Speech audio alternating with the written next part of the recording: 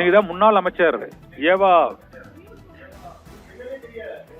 வேலு மீது லஞ்ச ஒழிப்புத்துறை தொடர்ந்த வழக்கில் அவருக்கு லுக் அவுட் நோட்டீஸ்க்கு காவல்துறை உத்தரவிட்டிருந்தது. அந்த லுக் அவுட் நோட்டீஸை தடை செய்து சென்னை உயர்நீதிமன்றம் அண்மையில் பிறப்பித்த உத்தரவுக்கு எதிராக தமிழக அரசு தரப்பில் உச்சநீதிமன்றத்தில் மேல்முறையீடு செய்யப்பட்டது. அந்த மேல்முறையீட்டு மனு மீது நடைபெற்ற என்ற விசாரணையின் போது முன்னாள் அமைச்சர் ஏவா வேலு சென்னைக்கு திரும்பிவிட்டார். அவர் விசாரணைக்கு முழு ஒத்துழைப்பு அளிப்பார் என தெரிவிக்கப்பட்டிருக்கிறது. இன்று கூட அவர் லஞ்ச ஒழிப்புத்துறை அலுவலகத்தில் விசாரணைக்கு ஆஜராகி இருக்கிறார். இந்த சூழ்நிலையில் லுக் அவுட் நோட்டீஸ் உத்தரவு எதற்கு பிறப்பிக்கப்பட வேண்டும் என்று உச்சநீதிமன்றம் கேள்வி எழுப்பி தமிழக அரசின் மேல்முறையீட்டு மனுவை தள்ளுபடி செய்து உத்தரவிட்டிருக்கிறது. மேலும் முன்னாள் அமைச்சர் ஏவா வேலுவின் பாஸ்போர்ட்டை சரண்டர் செய்ய வேண்டும் எனவும் தமிழக அரசு தரப்பில் லஞ்ச ஒழிப்புத்துறையில் சமர்ப்பிக்க வேண்டும் என கோரியிருந்தது. அந்த கோரிக்கையையும் இன்று உச்சநீதிமன்றம் நிராகரித்திருக்கிறது. கடந்த ஆட்சியில் பொதுப்பணித்துறை மற்றும் நெடுஞ்சாலைத்துறை அமைச்சராக அவர் இருந்தபோது சுமார் 3,23,00,000 ரூபாய் மதிப்பிலான சாலைகள் போடப்படாமலேயே அதற்கு பில் பாஸ்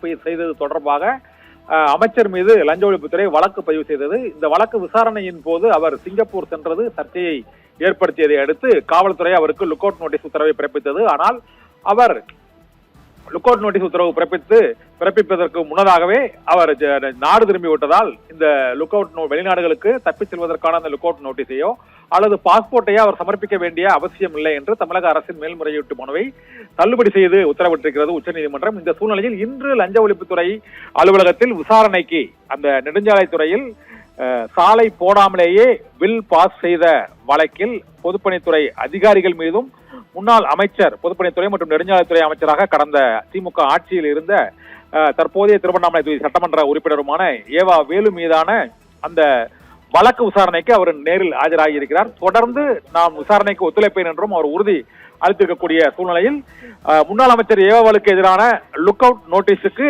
தடை விதிக்க கோரிய தமிழக அரசின் மனு தள்ளுபடி செய்யப்பட்டிருக்கிறது. நிக்கிதா.